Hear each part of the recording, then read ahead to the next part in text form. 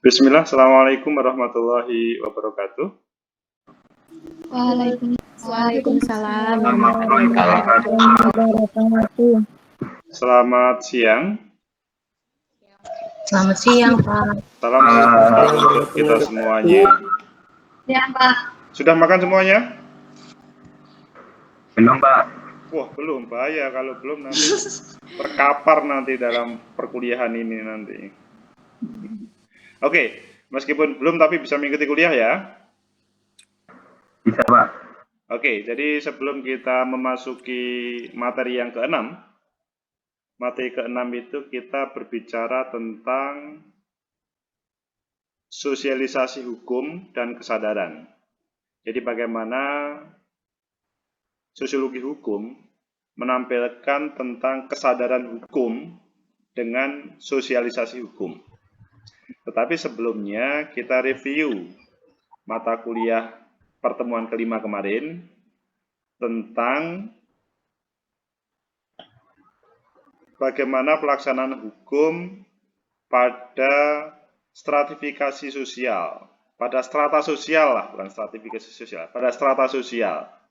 Karena kan kita melihat di Indonesia itu kan ya beragam, ya heterogen ya, tidak hanya dari identitasnya, tetapi dari terkait dengan strata sosial itu kita mengenal upper class, kemudian middle class, ada lower class. Apakah ada atau tidak? Secara praktis itu ada. Mungkin teoritis menolak ya, karena kita kan equal semuanya. Jadi kita rata semuanya, tetapi pada prakteknya ada perbedaan.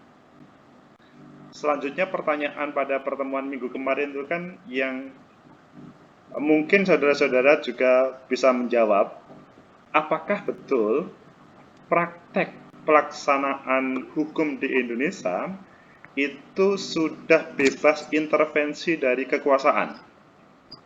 Karena kalau masih ada intervensi kekuasaan, maka ini membahayakan tentang pelaksanaan hukum itu sendiri. Sehingga dalam pertemuan kemarin kita masih mengingat ada hukum itu tumpul ke atas, runcing atau tajam ke bawah.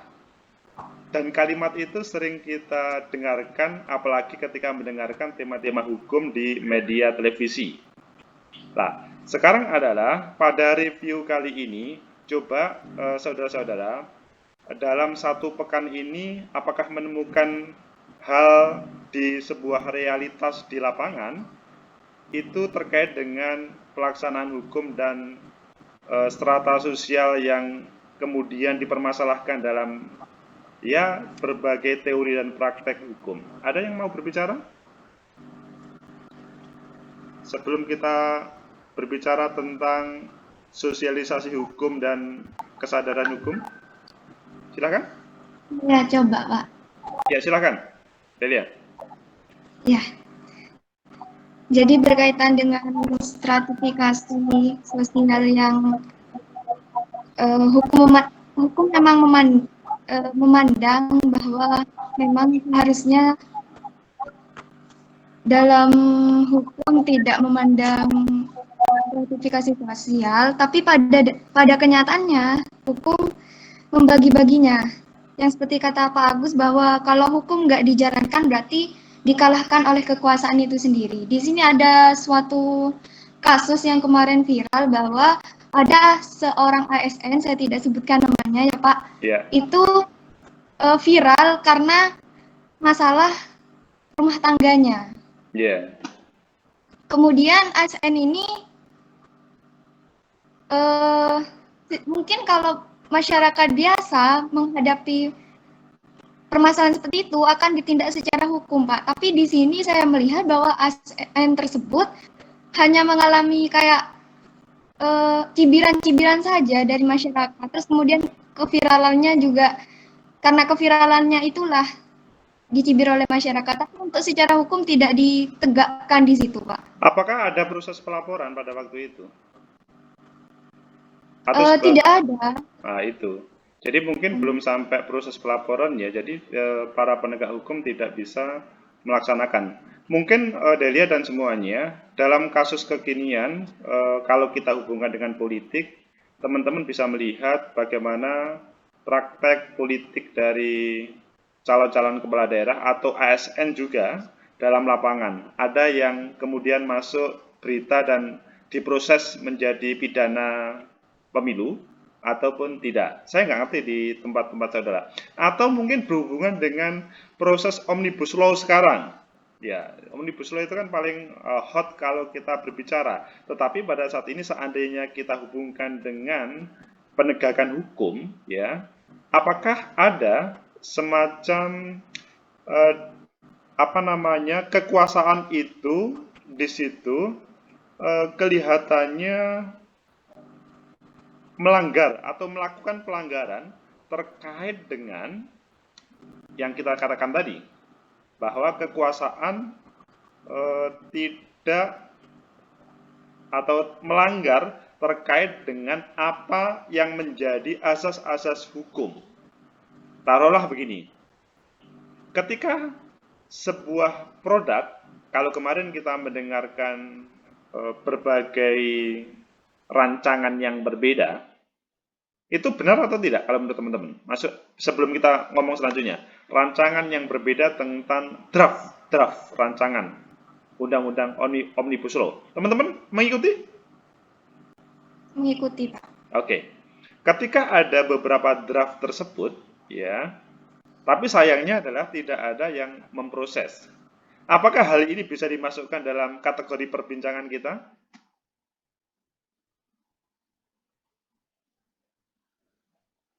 Halo? Bisa, Pak. Gimana kalau bisa, gimana? Kalau tidak bisa, bagaimana? Coba bisa berpendapat. Kan kalau waktu saya lihat di Mata Najwa itu ya, Pak. Ya. Kalau waktu udah disahkan tapi ada UU yang berubah di dalamnya, itu ada masuk melanggar pasal berapa gitu loh, Pak. Jadi itu harus ditindaklanjuti lagi, tapi sampai sekarang bahkan walau udah ketahuan kalau ada yang berubah gitu, kalau ada yang berubah, ada penambahan pasal dan lain-lain, itu belum juga ditindaklanjuti sampai sekarang. Karena mengapa kok begitu, Dini? Karena belum ada satupun yang melaporkan. Jadi hukum itu kalau tidak ada yang melaporkan, maka meskipun ada sebuah praktek hukum yang salah, maka itu tidak boleh yang namanya misalkan penegak hukum memproses. Jadi misalkan ada misalkan di sini Ferdi mencuri begitu ya, tapi tidak ada yang melaporkan, dan kebetulan memang aparat penegak hukum itu tidak tahu, tapi hanya berdasarkan dari media sosial, kemudian aparat memproses Ferdi, itu nggak boleh. Begitu juga terkait dengan misalkan ada pembelokan draft atau rancangan undang-undang seperti itu.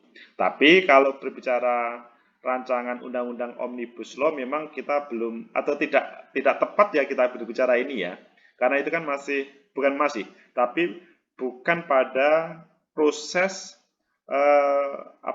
sesuatu yang misalkan ada pelanggaran. Seandainya ada sebuah undang-undang tentang ketenaga kerjaan dan misalkan itu kepada buruh keras, tetapi kepada majikan ringan, nah itu menjadi sebuah tema. Tetapi kalau prosesnya itu tidak, taruhlah misalkan undang-undang Omnibus Law ini kemudian disahkan, kan sementara ini kan masih diketok oleh DPR, nanti selanjutnya akan ditandatangani oleh Presiden untuk menjadi referensi bagi pelaksanaan hukum yang ada di Indonesia. Taruhlah nanti sudah berjalan, dan selanjutnya pada beberapa pasal itu untuk para buruh, karyawan, itu keras, para penegak hukum, tetapi kepada para majikan itu ya tidak bisa berbuat apa-apa atau lembek lah, maka hal itu dikatakan sebagaimana perkuliahan kita kemarin, yaitu hukum atau pelaksanaan hukum itu ke atas, tumpul, ke bawah, runcing. Atau lebih hebat lagi, contohnya itu adalah dihubungkan dengan kekuasaan. Kekuasaan atau ya penegak hukum itu sendiri. Jadi saudara-saudara, kalau kita melihat contoh yang lebih teknis ya, kalau memang Omnibus Law kurang tepat sih sebetulnya, kecuali kemudian pada pelaksanaannya nanti. Pada misalkan terjadi kecelakaan, saudara pernah melihat sebuah kecelakaan yang di situ ada jenderal atau ada elit penguasa atau misalkan ketua DPR atau anggota DPR yang berhadapan dengan rakyat, maksudnya yang ditabrak itu rakyat biasa, selanjutnya yang malah disalahkan itu adalah rakyat biasa, bukan yang menabrak. Pernah mengalami seperti itu? Pernah, Pak. Bisa diceritakan mungkin yang pernah mengalami? Kalau mengalami nggak pernah, Pak. Bagaimana?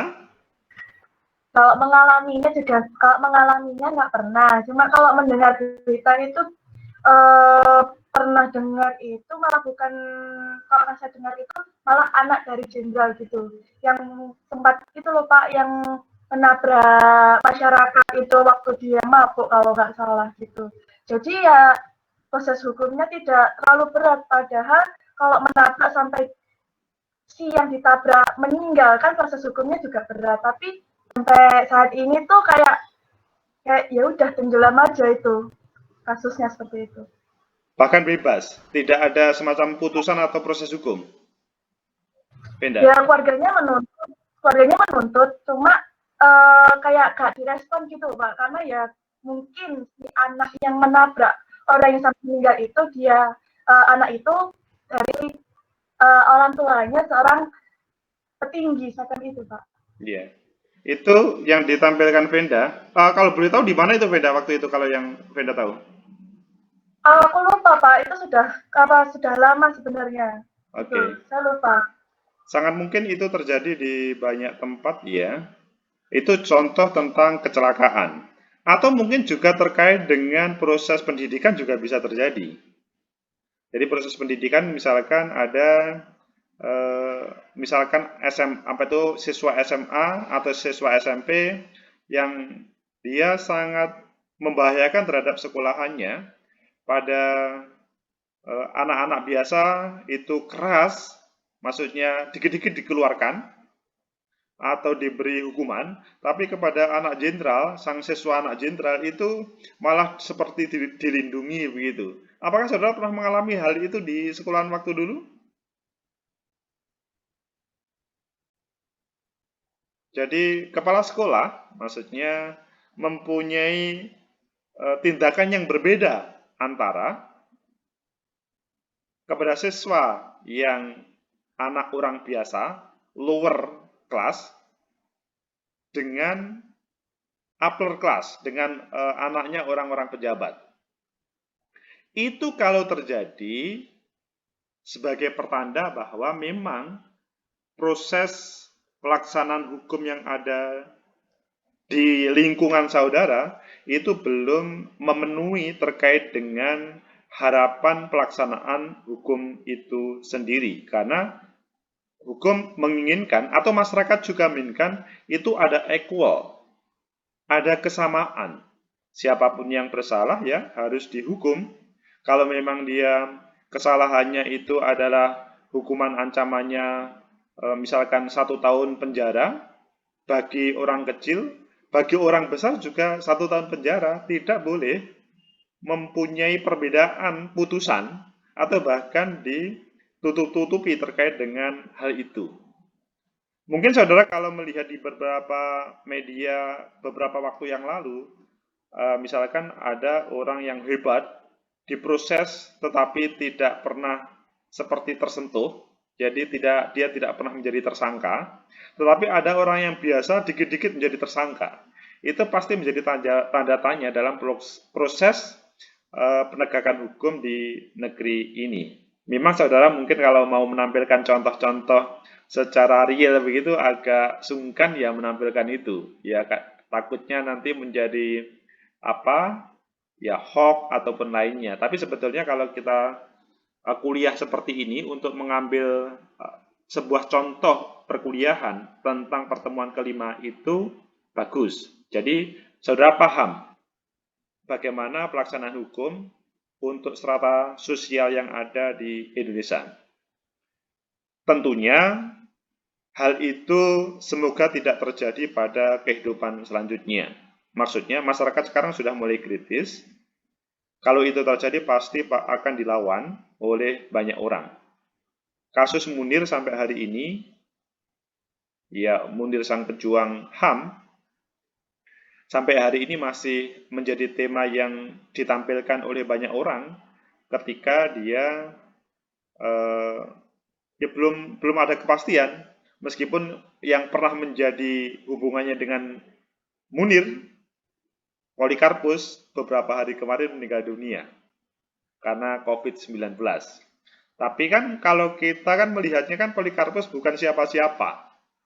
Dia memang pilot pada waktu itu, tapi selanjutnya hakim memutuskan dia tidak bersalah.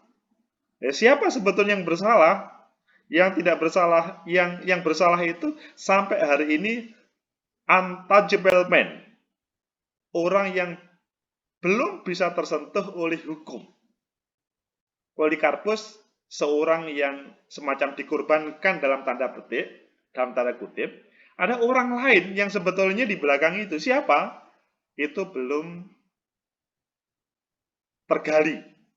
Nah, sebetulnya sosiologi hukum bisa menggali itu semuanya dengan cara equal pelaksanaannya semuanya, meskipun prosesnya sangat panjang, tentunya berhadapan dengan kekuasaan, ya kekuasaan tidak harus diartikan pada satu orang ya. Kekuasaan di situ adalah ya berhubungan dengan apa tema tentang Munir pada waktu itu, dan selanjutnya siapa-siapa yang bermain tentang waktu itu, yang akhirnya Munir, pejuang HAM, meninggal dunia, ya dengan desain diberi racun pada waktu itu. Itu tentang untouchable man, orang yang tidak bisa tersentuh dari hukum, padahal kita di Indonesia seharusnya mereka ya semuanya equal. Itu tentang review pertemuan kemarin. Mungkin ada pertanyaan saudara-saudara sebelum kita memasuki perkuliahan hari ini.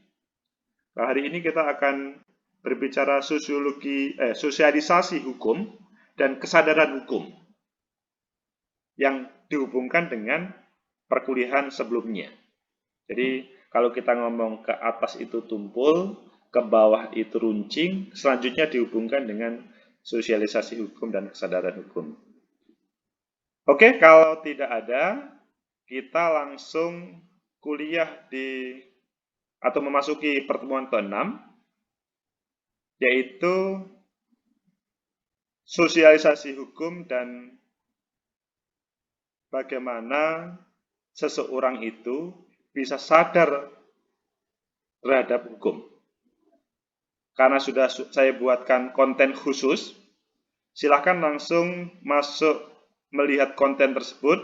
Nanti sesudah itu kita akan mendiskusikan konten yang berjudul sosialisasi hukum dan kesadaran.